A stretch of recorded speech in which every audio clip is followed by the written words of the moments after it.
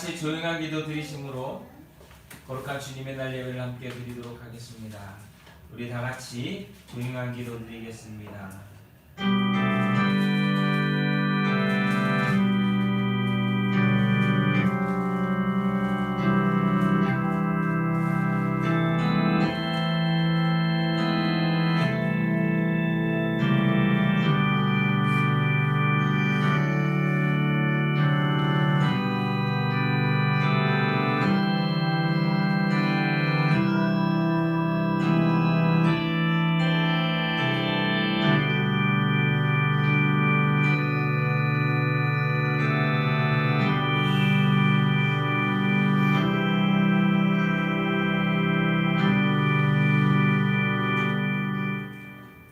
나의 입이 기쁜 입술로 주를 찬송하되 내가 나의 침상에서 주를 기억하며 새벽에 주의 말씀을 작은 소리로 읊조릴 때에 주는 나의 도움이 되셨도다. 아멘. 오늘도 우리의 기도와 우리의 삶을 받아주시는 하나님, 거룩한 주님의 날 주님 앞에 오늘도 이 시간 예배합니다.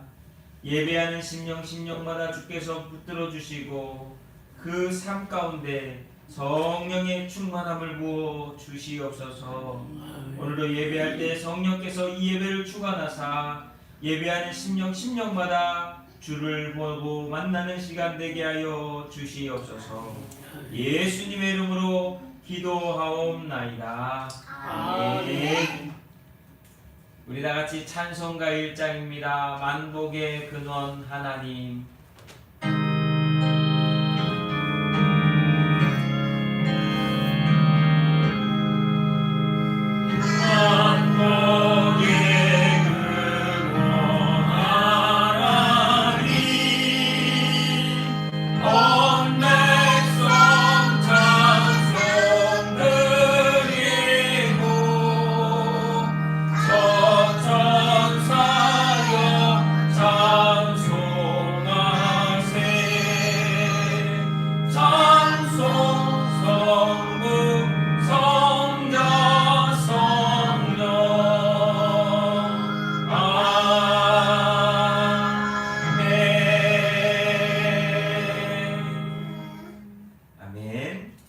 여러분 가지고 계신 찬송가대 교동문 33번 시편 72편을 우리 함께 찾아서 교독하도록 하겠습니다.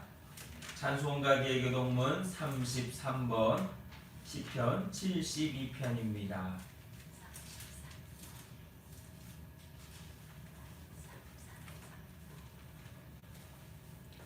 찬송가대 교동문 33번 시편 72편을 제가 먼저 읽고 여러분이 읽으시며 교독하도록 하겠습니다.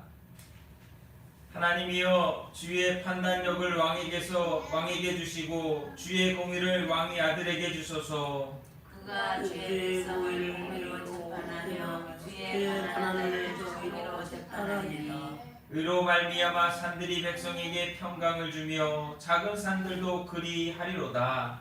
그가 가난한 백성의 억울함을 풀어주며 행복한 자의 자손을 구원하며 압박하는 자를 꺾으리로다. 그들이 해가 있을 동안에도 주를 두려워하며 달이 있을 동안에도 대대로 그리 하리로다. 그는 된 풀 위에 내리는 비같이 땅을 적시는 소낙비같이 내리리라. 그의 날에 의인이 흥왕하여 평강의 풍성함이 달이 닿을 때까지 이르리로다. 그가 바다에서부터 땅까지와 강에서부터 땅끝까지 다스리니 모든 왕이 그의 앞에 굴복하며 모든 민족이 다 그를 섬기리로다. 아멘. 이 시간도 우리가 함께 참여와 회개의 기도를 드리도록 하겠습니다. 먼저 우리가 함께 고백하신 후에 기도하겠습니다. 주 하나님의 아들 예수여, 이 죄인을 불쌍히 여기소서. 아멘.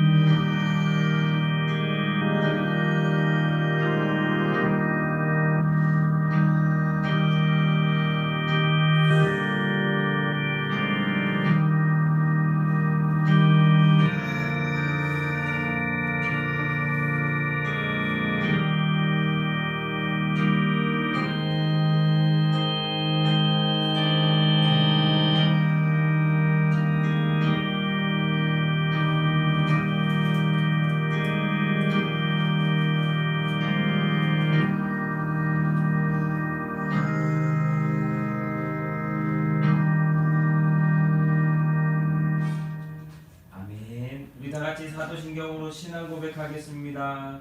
전능하사 천지를 만드신 하나님 아버지를 내가 믿사오며 그 외아들 우리 주 예수 그리스도를 믿사오니 이는 성령으로 잉태하사 동정녀 마리아에게 나시고 본디오 빌라도에게 고난을 받으사 십자가에 못 박혀 죽으시고 장사한 지 사흘 만에 죽은 자 가운데서 다시 살아나시며 하늘에 오르사 전능하신 하나님 우편에 앉아 계시다가 저리로서 산자와 죽은 자를 심판하러 오시리라.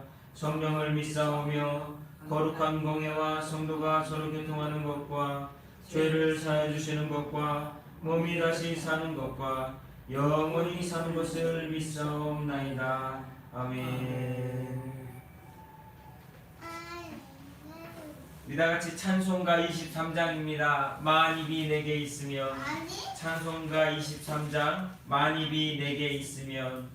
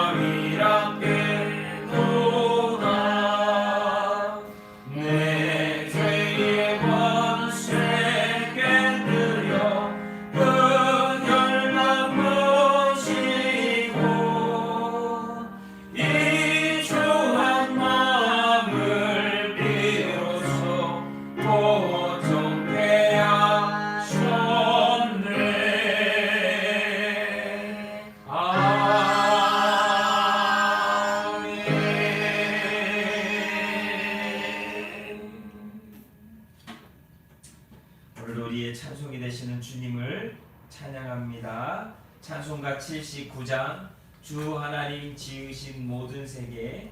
찬송가 79장 주 하나님 지으신 모든 세계.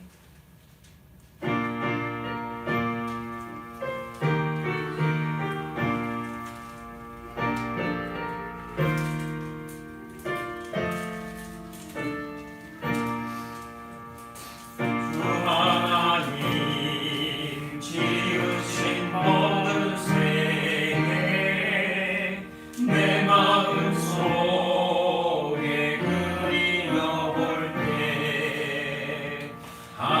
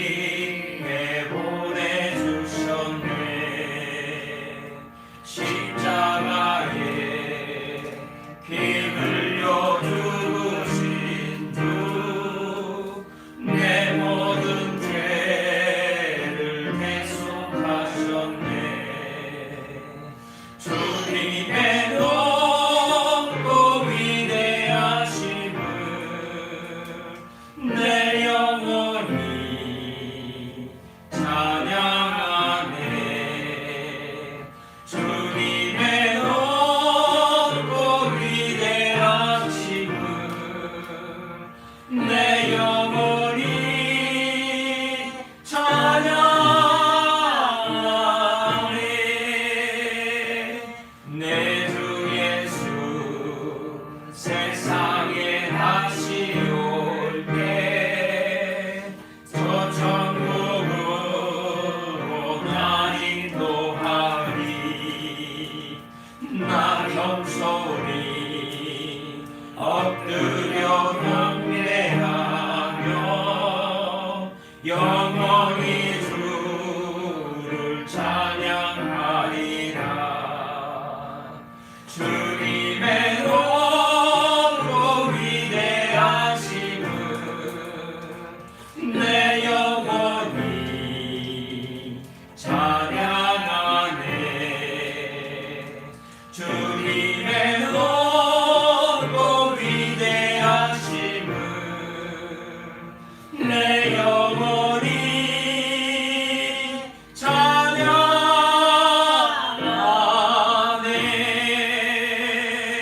주님의 높고 위대하심은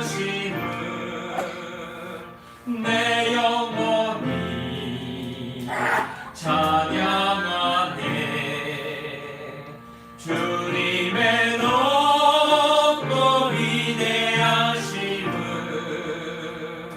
내 영혼이 찬양하네.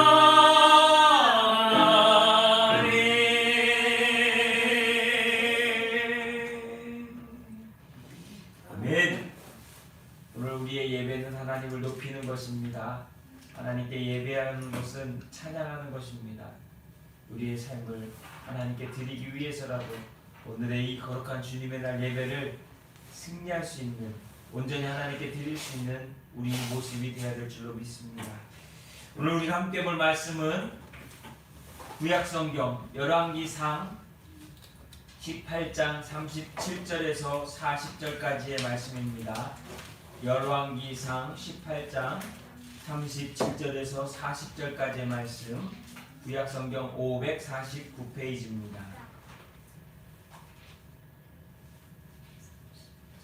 열왕기상 18장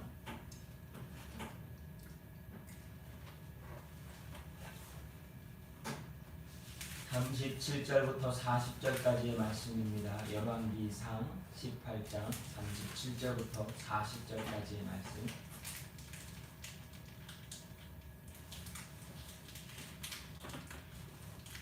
구약성경 549페이지 열왕기상 18장 37절부터 40절까지의 말씀.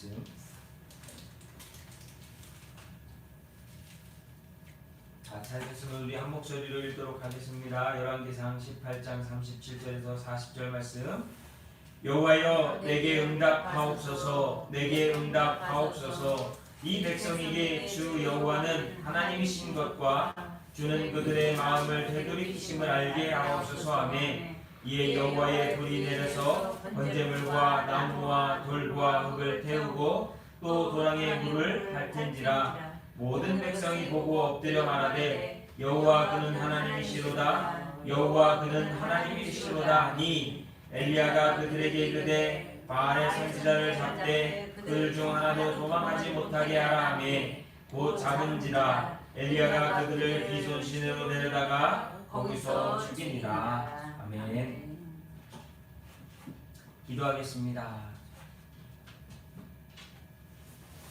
사랑과 은혜가 많으신 하나님, 민족의 명절 설날을 지나 이제 다시 우리의 일상으로 돌아가는, 또한 우리의 삶 가운데 우선이 되어야 될 거룩한 주님의 날을 맞이하여서 이 시간도 하나님께 예배합니다. 하나님께서 우리를 사랑하사 귀한 날들을 주셨음에 감사하고, 이 날 중에 교배하여 주님의 날을 예배하오니 예배드리는 심령마다 감사가 넘치게 하시고 기쁨과 영광 가운데 참여하는 자들이 되게 하여 주시옵소서. 오늘도 주께서 우리를 사랑하사 귀한 삶의 날들을 허락하여 주셨사온데, 그 날이 연수가 어떻게 될지는 우리는 알지 못하지만 하나님께서는 오늘도 우리 각 사람에게 그 날들을 감당할 수 있는 능력을 더하여 주시는 줄로 믿습니다. 그러나 우리가 그 날들 가운데 더욱더 주님의 기쁨 되기 위해서 오늘도 주님께 기도하고 구하며 나아가오니 주여 우리를 불쌍히 긍휼히 여겨 주옵시고 우리의 연약함을 가려 주시며 우리의 부족함을 채워 주시며 하나님께 나오는 심령마다 주님을 만나고 돌아갈 수 있는 귀한 은혜의 삶이 되도록 도와 주시옵소서. 거룩한 주님의 날을 맞이하여서 오늘도 우리 예배하는 심령마다 찬송을 통하여 감동 있게 하시고 그 곡조가 아니라 그 가사를 통하여서 하나님이 우리에게 주시는 음성 가운데 귀 기울이는 시간이 되게 하시며 마음 가운데 있었던 모든 어려움과 답답함과 눌림들이 풀어지게 하시고 찬송을 통하여서 하나님을 높이고 심령 가운데는 평강과 위로가 임하는 시간이 되도록 도와 주시옵소서. 오늘 아버지 예배하는 심령 아버지 각 처소에서 예배합니다. 아버지 여전히 코로나라고 하는 어려운 이 문제로 인하여서 우리가 함께 모여 예배하지 못하지만 주님 우리의 삶 속에 하나님을 향한 우리의 마음과 우리의 간절함은 멈추지 않고 계속되고 있음을 다시 한번 깨닫게 하여 주옵시고 우리가 영적으로 하나 되어져서 이 시간 한 마음으로 하나님께 드리는 귀한 예배의 시간이 될 수 있도록 인도하여 주시옵소서. 성령께서 예배드리는 심령마다 하나님 붙잡아 주시고 채워 주시되 충만함을 허락하여 주옵시고 세상에서의 모든 것들을 내려놓고 이 시간만큼은 하나님이 부어주시는 충만함으로 가득가득 충만케 역사하여 주시옵소서. 아버지 감사합니다. 오늘도 우리의 삶 가운데 많은 일들이 있겠지만 그 일들 속에서 우리가 감사할 것이 너무나 많음을 다시 한번 깨닫습니다. 하나하나 헤아려 보게 하시고 하나하나 입술을 열어 고백하게 하셔서 우리의 삶이 얼마나 많은 것들을 하나님께서 주시고 은혜 베풀어 주시는지를 깨달아 우리의 삶이 온전한 모습으로 하나님께 영광 돌리는 삶이 되도록 도와 주시옵소서. 그리하여서 우리의 입술에서 불평과 원망과 투정과 불만들이 떠나가게 하시고 오직 하나님께서 부어주시는 그 은혜로 말미암아 살아가고 있음을 간증하고 고백하며 그리스도인답게 살아가는 우리 모두가 되게 하여 주옵소서. 오늘도 가정들이 있습니다. 사랑하는 성도들의 가정 자녀들을 기억하여 주옵시고 삶의 현장과 터전과 일터와 직장을 기억하여 주셔서 아버지 그곳에서 오직 주님과 동행하는 삶이 되게 하시고 아버지께서 역사하시는 그 일들이 그 속에서 간증되어지고 나타남으로 말미암아 귀한 그 가정과 우리의 삶의 터전이 하나님의 역사를 나타내고 증거하는 귀한 하나님의 역사의 장, 하나님의 은혜의 장이 될 수 있도록 우리를 사용하여 주시옵소서. 아버지 오늘도 예배하는 심령마다 말씀을 통하여 은혜 주시고 그 말씀 가운데 마음에 새기고 한 주를 또한 남은 인생을 살아가게 하시며 말씀이 능력이 되어 오늘도 우리의 삶 가운데 임하고 계심을 경험하는 시간 되게 하여 주옵소서. 오늘 하나님을 만나는 이를 소망하는 심령마다 만나 주실 줄로 믿사옵고 역사하사 그들의 심령 가운데 충만한 은혜를 부어주시길 소망하오때 우리 구주 예수 그리스도의 이름으로 간절히 기도하옵나이다. 아멘.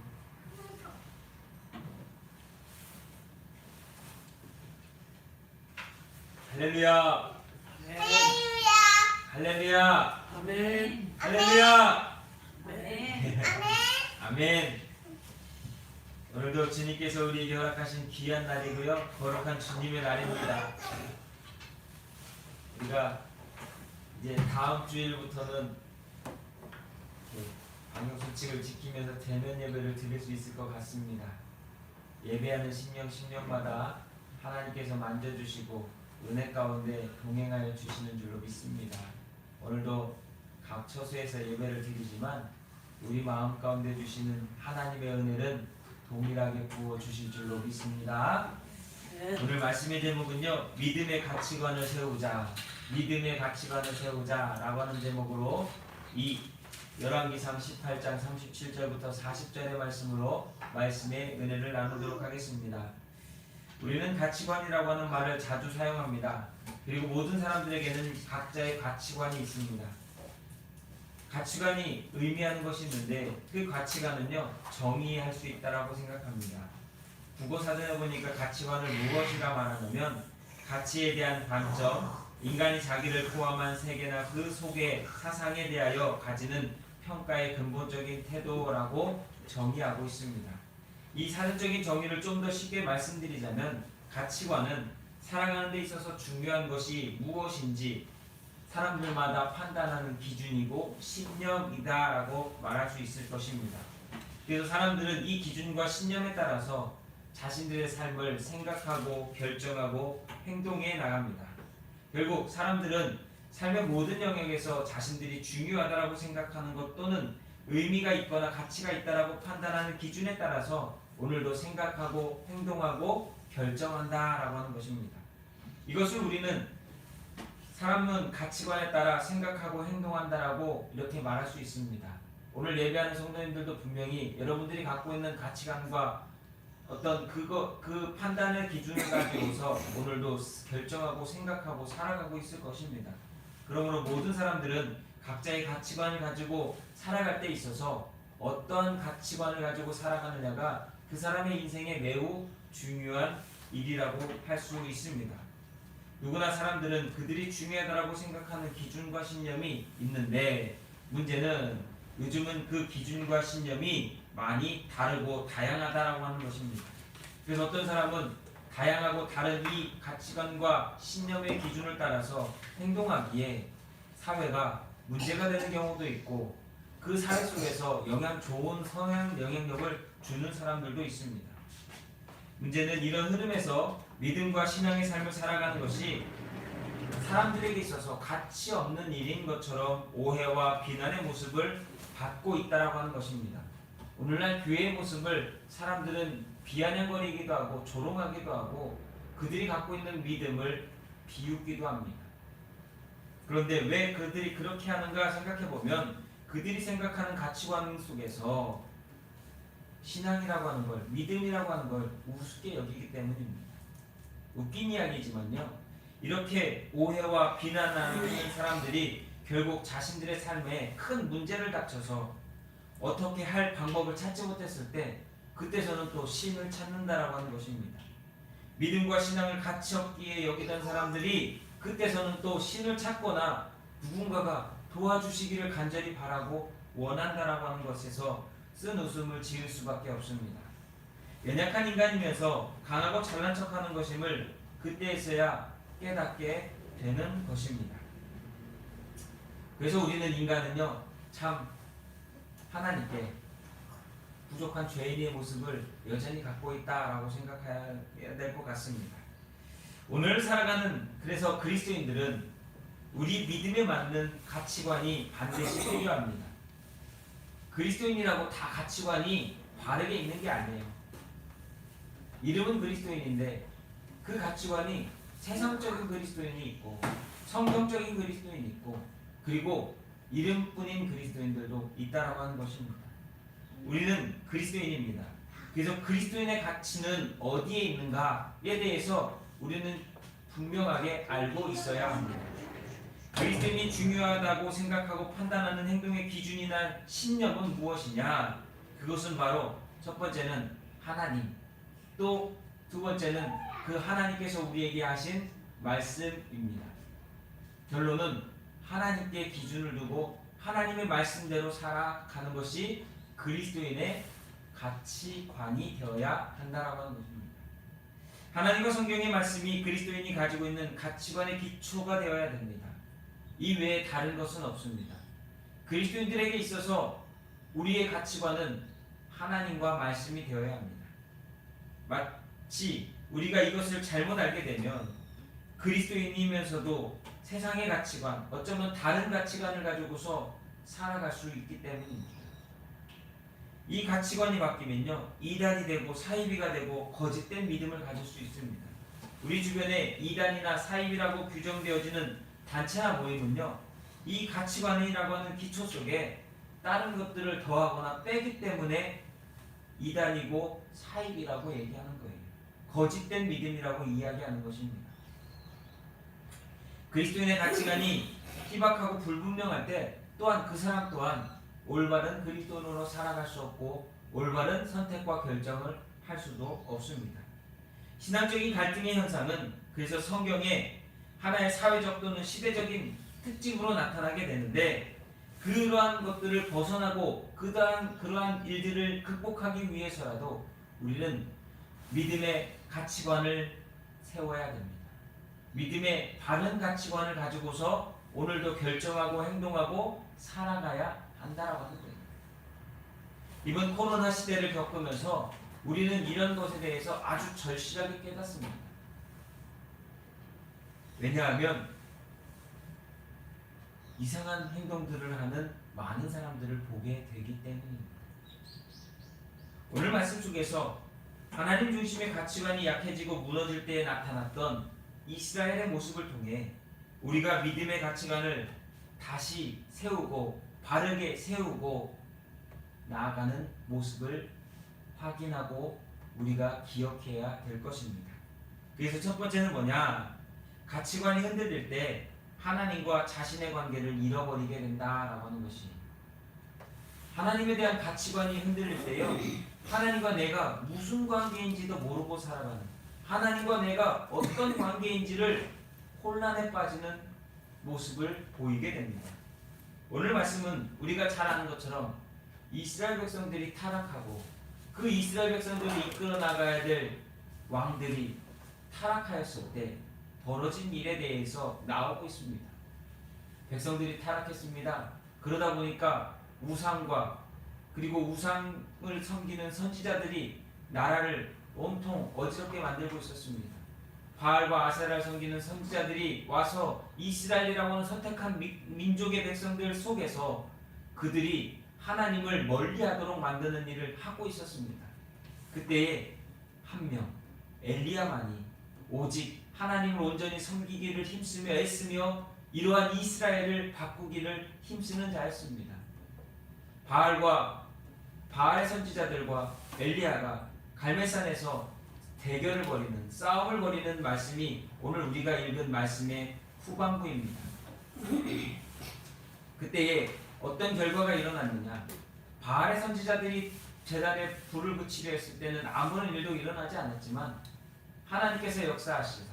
여호와 하나님께서 임하셨을 때 엘리야를 통하여 쌓은 그 제단에 불이 붙었고 그 일을 통해서 사람들은 정말 여호와 하나님이 진짜 하나님이시구나, 우리의 믿음이 틀렸구나 라고 하는 것을 그때서야 깨닫게 되는 사건이 바로 오늘 우리가 읽은 이 갈멜산에서의 싸움이라고 할 수 있는 이 열왕기상 18장에 나오는 말씀입니다.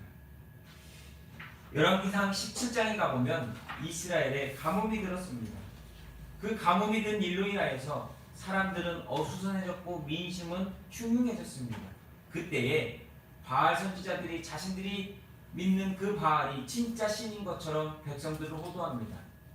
그 일로 인하여서 엘리야는 그들과 대결할 수밖에 없는 일들이 벌어졌고 그 대결의 과정 속에서 정말 가뭄이나 비라고 하는 이 자연을 주관하시는 분이 누구냐, 그리고 더 나아가서는 여호와 하나님과 바알과 아세라 가운데 누가 진짜 신이냐라고 하는 이런 중요한 흐름을 통해서 그들이 얼마나 타락했는지, 그들 속에 어떠한 믿음을 갖고 살아갔는지를 다시 한번 보게 됩니다. 사실 북왕국 이스라엘에서 엘리야의 시대는 백성들이 여호와 하나님에 대한 믿음이 가장 흔들리고 타락했던 시기였습니다. 백성들의 가치관은 그냥 타락하고 혼탁하고 하나님을 멀리 떠났습니다. 다시 말하면 하나님과 관계없는 백성이 되었다는 거예요. 여러분이 얼마나 우스운 일입니까? 하나님께서 선택하셔서 구원하신 그 믿음의 백성이, 나라가 하나님과 멀어졌다. 하나님과 관계 없어졌다. 마치 내가 예수 그리스도를 믿고 구원받았다라고 말했는데 어느 순간인가 보니까 내 삶은 예수님 없어도 사는 것처럼 살아가고 있는 모습이라고 하는 것과 동일한 것입니다. 이스라엘 백성들이 이렇게 타락하고 이렇게 혼탁하고 이렇게 하나님과 관계가 끊어지게 됐던 것은 그들이 가치관이 흔들려버리고 무너져버렸기 때문입니다. 다시 말하면 하나님과 하나님의 말씀에 대한 그것 기초들을 모두 잃어버렸다는 거예요. 하나님은 기억하지도 못하고 하나님의 말씀을 순종하지도 않는 하나님의 백성, 얼마나 이 말도 안 되는 일입니까? 유일신 하나님이 그들의 가치관의 근본이고 기준이어야 했습니다. 하나님의 말씀이 백성들의 생각과 행동과 결단의 기준이고 전부가 되어야 하는 선택받은 민족이 바로 이스라엘이었습니다. 그런데 그들은 이러한 중요한 기초와 기준을 잃어버렸고 왕부터 백성까지 모두 이러한 모습으로 살아가고 있었다라고 하는 거예요.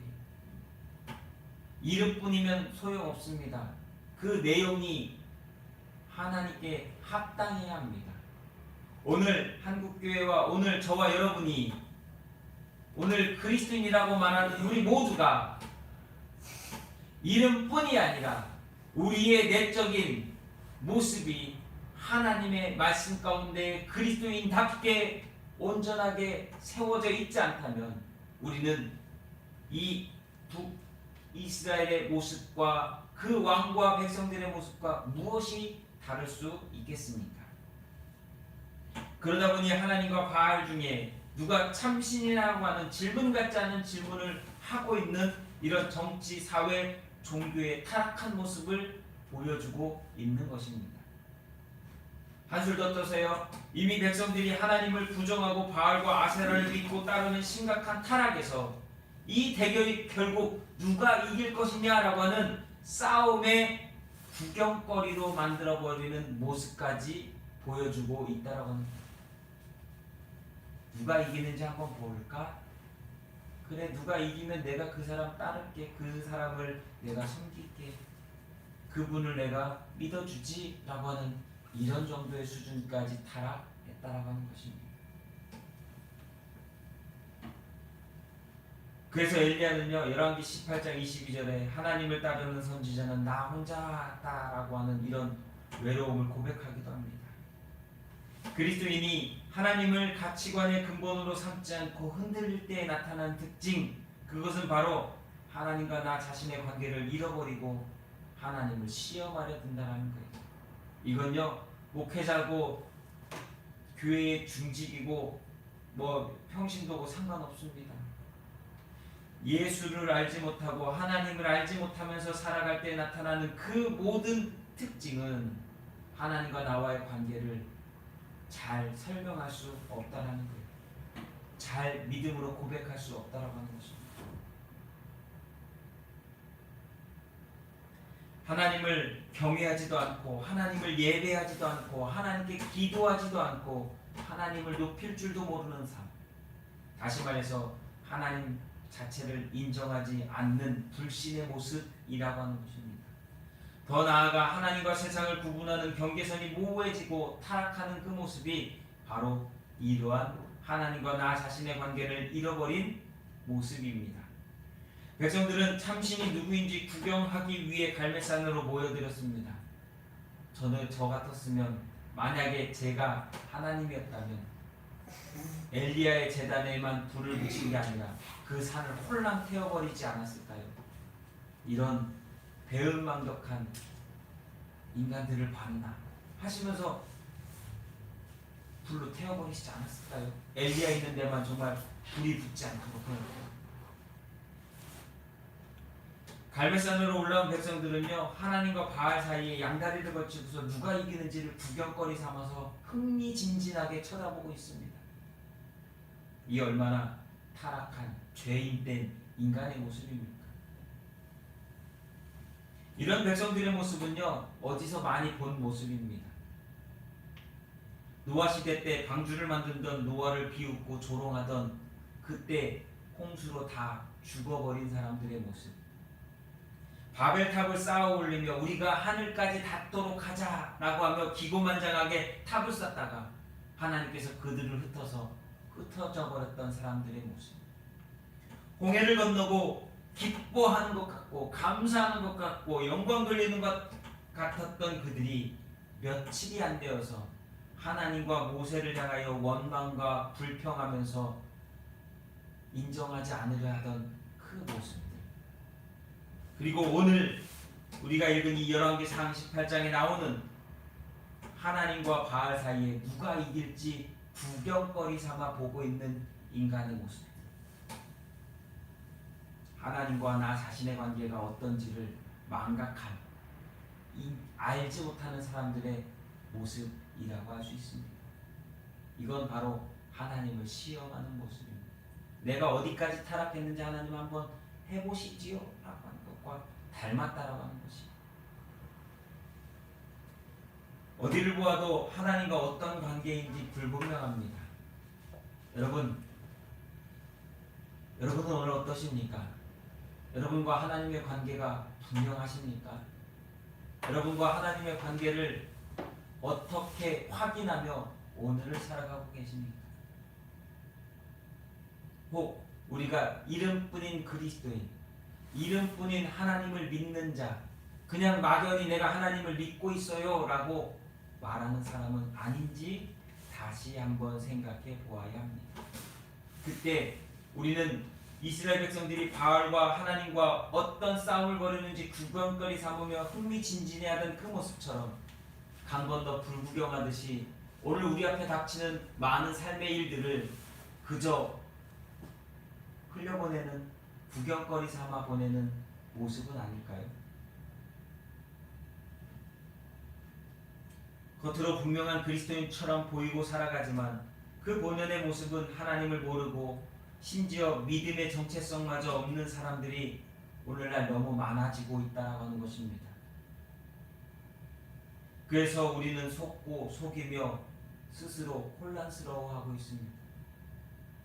말도 안 되는, 성경에도 없는 행동들을 하면서 하나님 말씀에 맞지도 않는 그 일들을 하면서 우리는 그것이 믿음으로 산다라고 하는 착각과 자기 자랑 가운데 빠지지는 않았느냐라고 하는 것입니다. 우리는 그리스도인입니다. 하나님과 세상 사이에 머뭇거리는, 그리고 양다리를 걸치고 살아가는 인생이 아닙니다. 하나님 계시지 않는 세상에서의 삶을 우리는 만족할 수 없는, 이미 그리스도의 핏값으로 구원받은 사람들이라고 하는 것입니다. 그리스도와 함께 죽는 순간 세상 풍조를 멀리하고 하나님과 말씀이 우리의 생각과 행동과 기준이 되는 믿음의 삶을 회복하고 살아가기 위해서라도 믿음의 바른 가치관을 가지고 살아가야 될 줄로 믿습니다. 하나님과의 관계를 여러분 다시 한번 분명히 세우시기를 바랍니다. 그러기 위해서 우리의 가치관, 우리의 판단, 우리의 결정, 우리의 행동의 기준은 하나님이요 하나님의 말씀이 되어야 할 것입니다. 두 번째는요, 가치관이 흔들릴 때 세상 풍조의 지배를 받게 된다라고 하는 것입니다.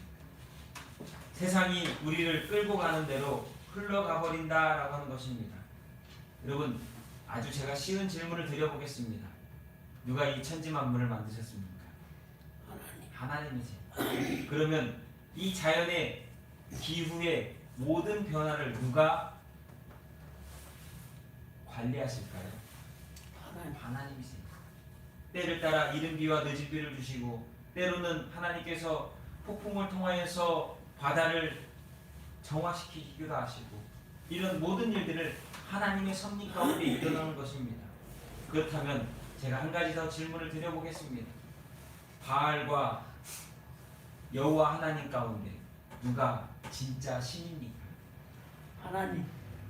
이런 질문을 하는 것조차 사실은 부끄럽고 말 같지도 않은, 말도 안 되는 일입니다. 근데 문제는 뭐냐? 당대 사회와 백성들은, 정치적인 지도자라고 할 수 있는 사람들은 이 부분에 대해서 분명하게 고백하지 못했다라고 하는 것이, 그러니까 이런 일들이 벌어지도록 내비뒀고 이런 일들이 벌어지는 것을 구경거리 삼아 보고 있었다라고 하는 것입니다.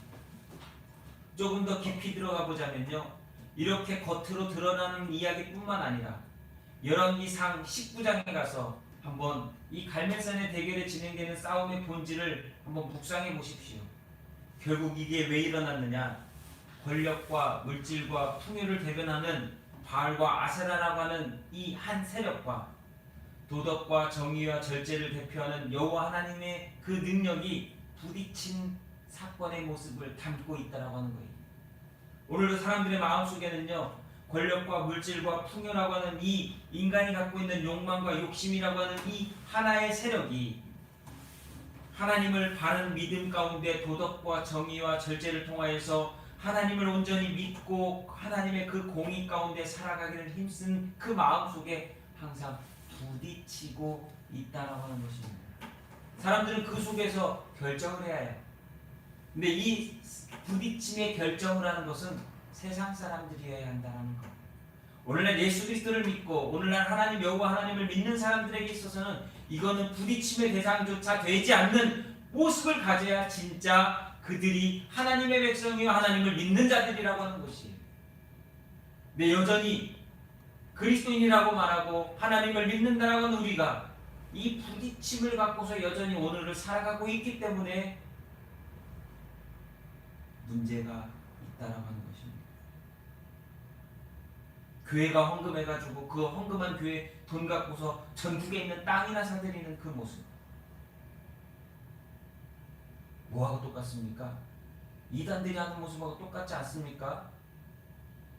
휴거가 온다고 해놓고서 휴거를 주장하던 그 교주 같은 사람은 뭐 했습니까? 통장에다 돈 채워놓고 딴 주머니 차지 않았습니까? 그래서 결국 감옥 갔잖아요. 그리고 왜 그랬냐니까 저 사람들 먼저 보내고 자기는 나중에 가려고. 말도 안 되는 소리. 그러니까 이단이고 사입이고 가짜 아닙니까? 거짓된 믿음 아닙니까? 근데 그게 그런 이단 사입들만의 문제일까요? 아니라는 거예요. 겉으로는 진짜 훌륭하고 멋지고 정말 경건하고 믿음 있는 것처럼 보이는 사람들조차도 그렇게 살아가고 행동하는 이 두 가지 싸움이 여전히 그들 마음 가운데 일어나고 있다라고 하는 거죠. 그리고 그 결정이 그나마 바른 결정을 하면 다행인데 전혀 믿음과 다른 결정을 하기 때문에 문제가 되고 있다라고 하는 것입니다.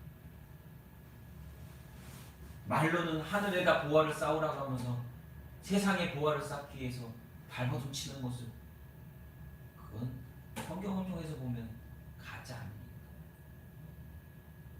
섬기러 왔다고 하면서 섬김을 받고 있는 모습은 가짜 아닐까요?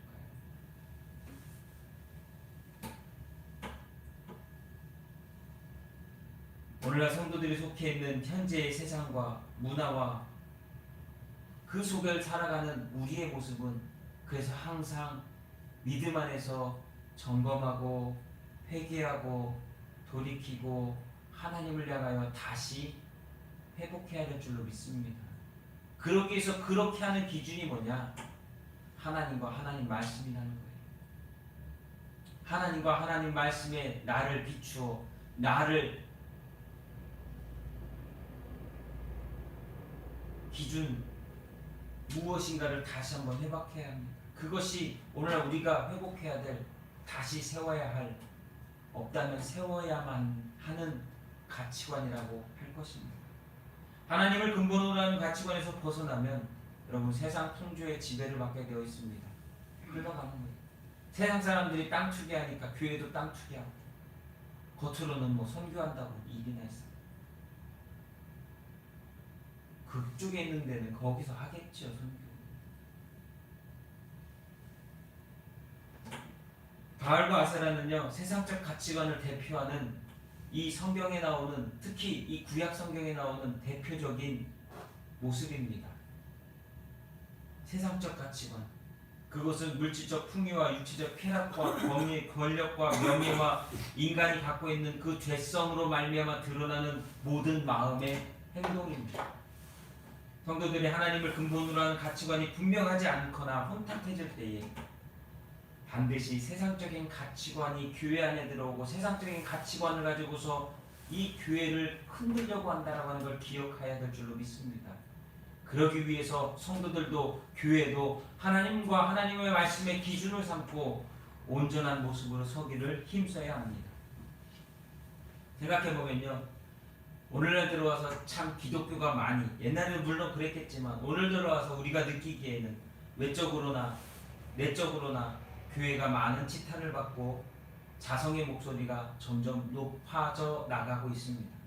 그 이유는 바른 가치관을 교회가 잃어버리고 있기 때문에 하나님께서 주시는 기회는 아닐까라고 하는 우리의 회개가 있어야 할 것입니다.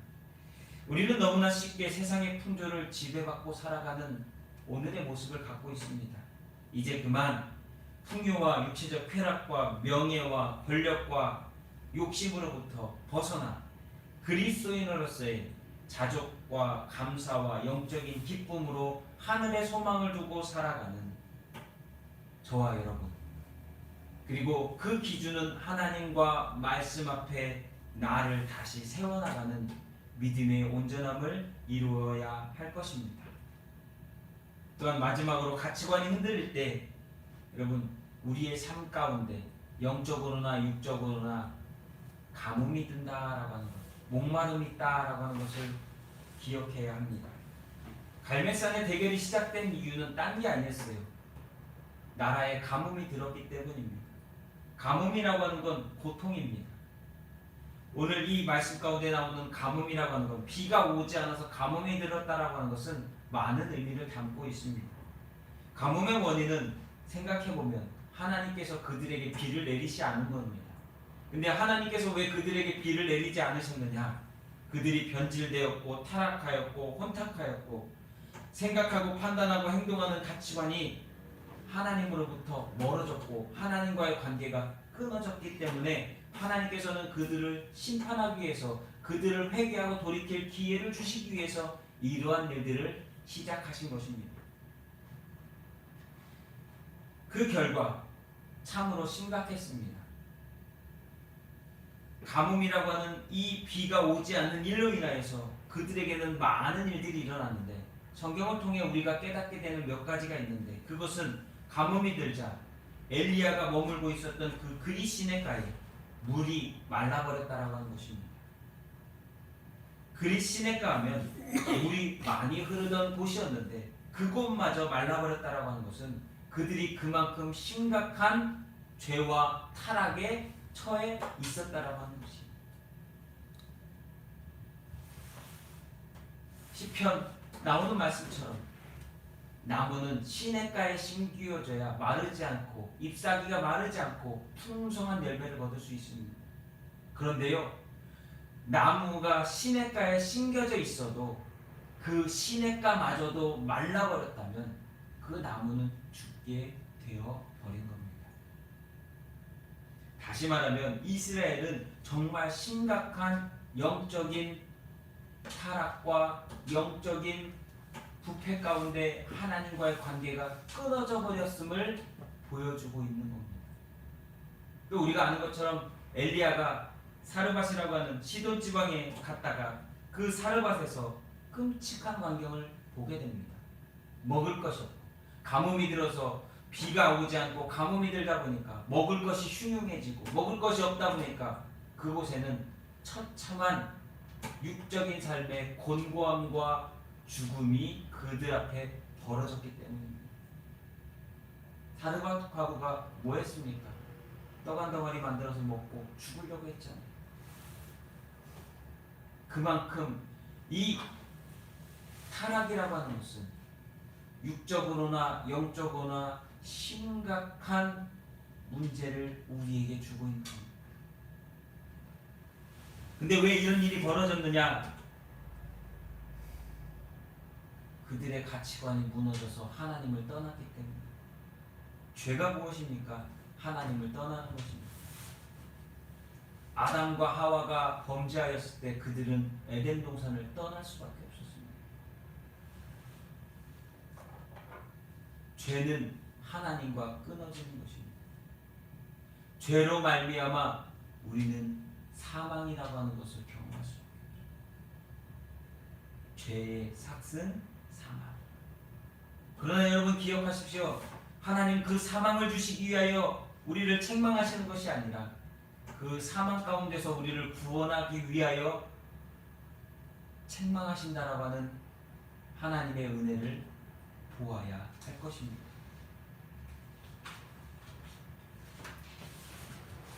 가뭄은 단순히 육체적인 고난과 어려움을 의미하는 것이 아닙니다.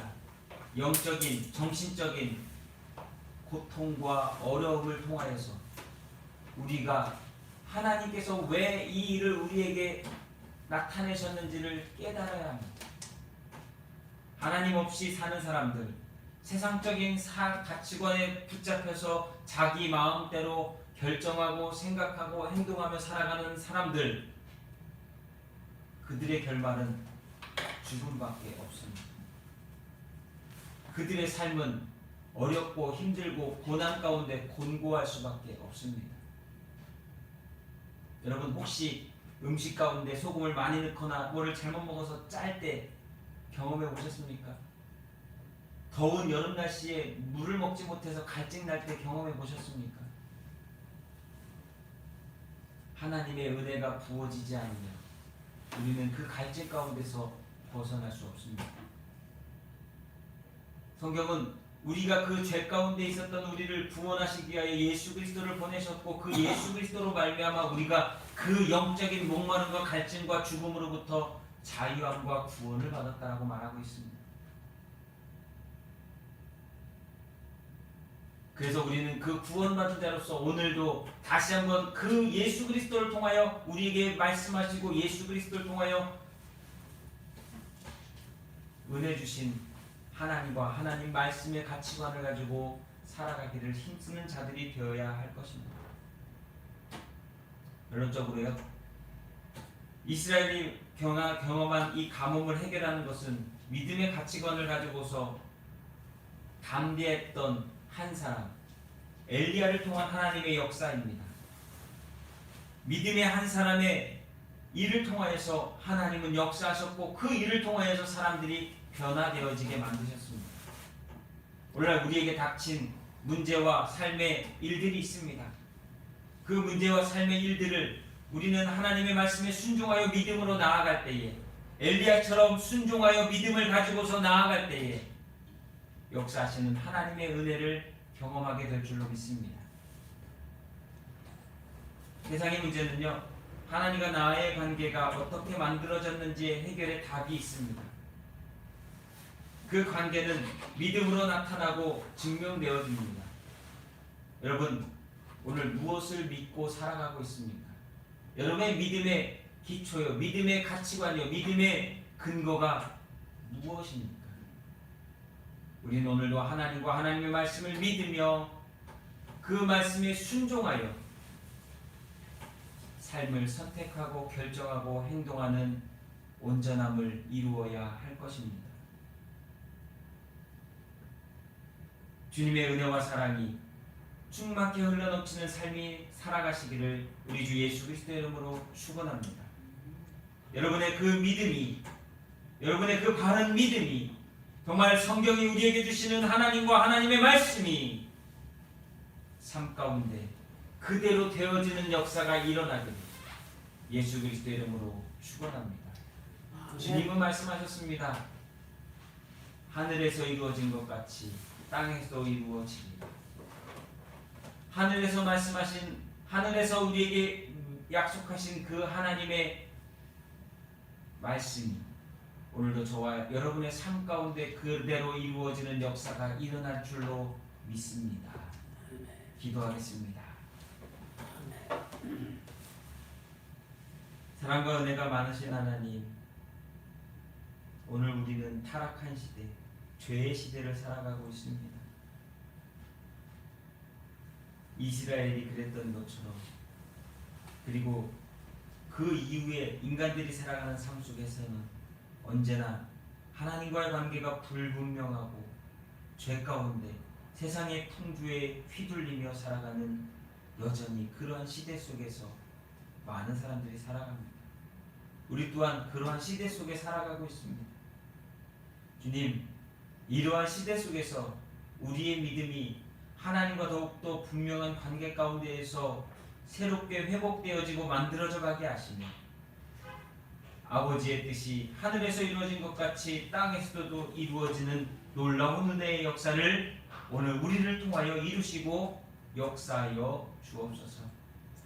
사랑하는 믿교회 성도들 한 사람 한 사람 정말 바른 신앙의 가치관을 가지고서 믿음의 삶을 살아가게 하시고, 세상이 아니라 하나님의 말씀에 순종하여 살아가는, 하나님의 말씀을 따라 복종하며 행하는 귀한 믿음의 성도들이 되게 하여 주옵소서. 어렵고 힘든 때일수록 더욱더 주를 보게 하시고 구원함을 받게 하시고 하나님의 은혜와 사랑을 사모하는 자들이 되게 하여 주옵소서. 그리하여서 정말 엘리야처럼 쓰임받게 하시고 엘리야처럼 고백하게 하시고 엘리야처럼 담대한 믿음을 가지고서 오늘 하나님과 동행하는 믿음의 그리스도인들이 되도록 축복하여 주시옵소서. 오늘도 이 시간 이 어려운 가운데서도 하나님께 예배합니다. 예배하는 심령마다 주님 은혜를 주시고 축복하여 주시어서 흔들림 없는 믿음으로 오늘 우리에게 주어진 인생을 기쁨과 감사로 살아가는 우리 모두가 되게 도와 주옵소서. 경제적으로 어렵고 힘들 때에 주님 먹이시고 입히시는 하나님을 기억하게 하시고 영적으로 어렵고 눌리고 답답할 때에 돌보시고 역사하시는 성령의 인도함을 받게 하여 주옵소서. 오늘도 하나님께서 우리와 함께 하시기에 두렵고 떨리고 걱정하고 염려하는 것이 아니라 담대한 믿음을 갖고 한 걸음 한 걸음 걸어갈 수 있는 하나님의 자녀 되게 하여 주시옵소서. 자녀들을 기억하시되 가정들 하나님 그 자녀들이 정말 바른 믿음으로 자라고 바른 믿음으로 살아갈 수 있는 귀한 하나님의 백성 되게 하여 주시옵소서. 오늘도 감사합니다.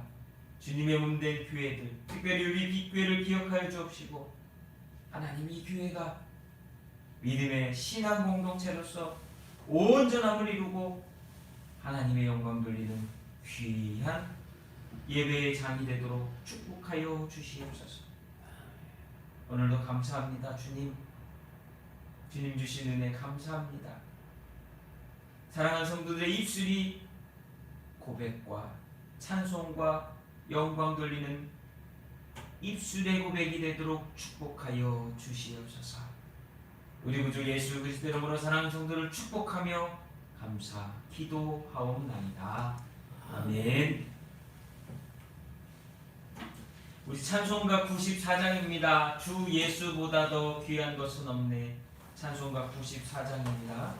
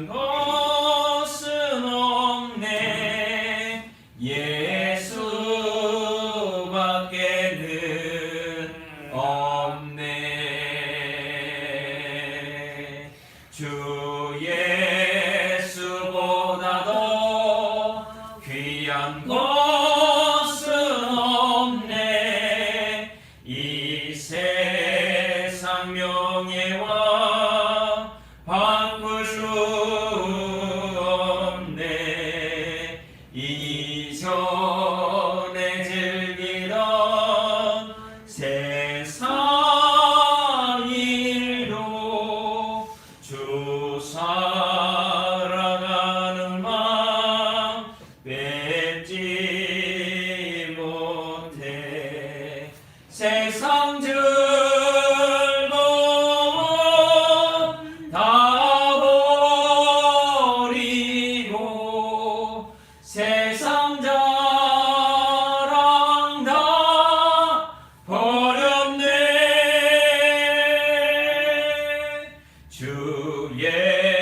예수보다 더 귀한 것은 없네. 예수밖에는 없네. 주 예수보다 더 귀한 것은 없네. 이 세상 행복과 바꿀 수 없네. 유혹과 핍박이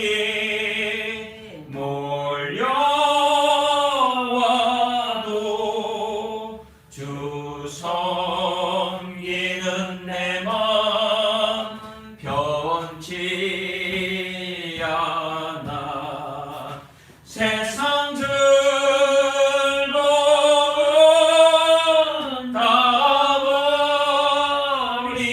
버리고 세상 자랑 다 버렸네.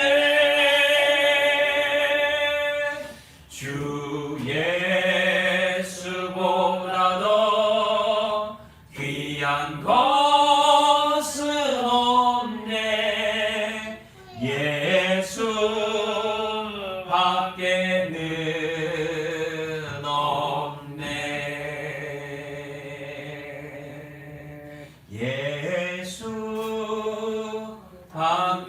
예수밖에는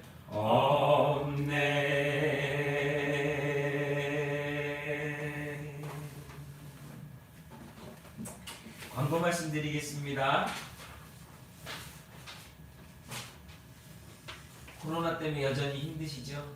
예, 맞습니다. 근데 정부에서 방역 단계 기준이 조금 변경되어서 다음 주일 2월 21일 주일부터 우리가 마스크도 쓰시고 방역 잘하고 우리 소독도 하고서 우리가 현장에서 모여서 함께 거리두기 하고 예배드리도록 하겠습니다. 다음 주일부터 교회 나오셔서 우리 함께 예배하도록 하겠습니다. 그리고 돌아오는 2월 17일부터가 벌써 또 사순절이 시작하는 성의 수요일입니다.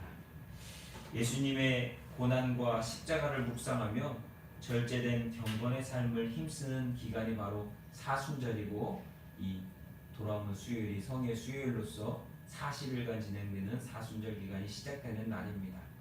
그래서 우리가 믿음으로 산다는 건 주님과 동행하는 것이요 하나님의 말씀에 순종하는 것입니다.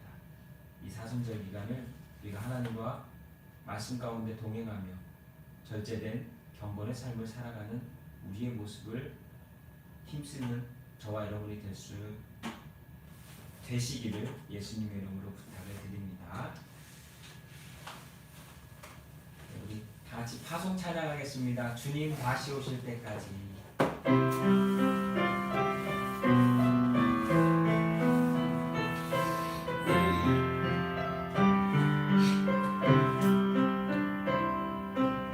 주님 다시 오실 때까지 나는 이 길을 가리라. 좁은 문 좁은 길 나의 십자가 지고 나의 가는 이 길 끝에서 나는 주님을 보리라.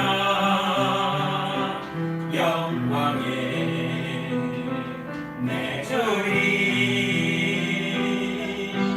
나를 맞아주시니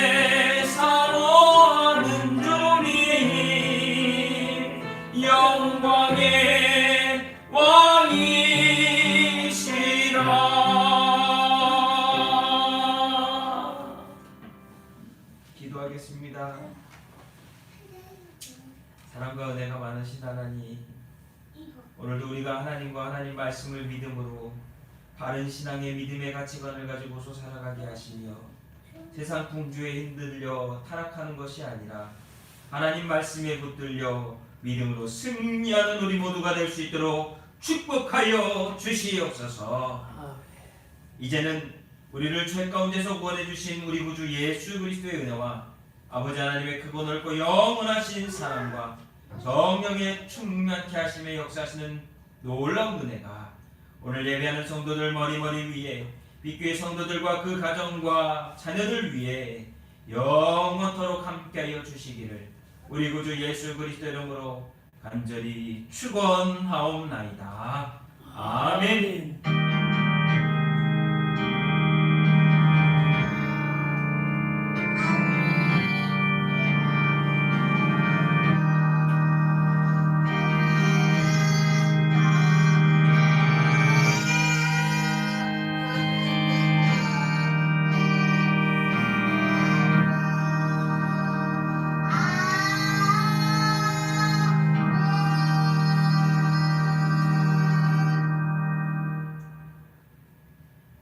할렐루야. 하나님께 영광의 박수 돌리겠습니다. 한 주간 또 승리하시고요. 다음 주일날 교회에서 함께 예배하겠습니다. 사랑합니다. 왜?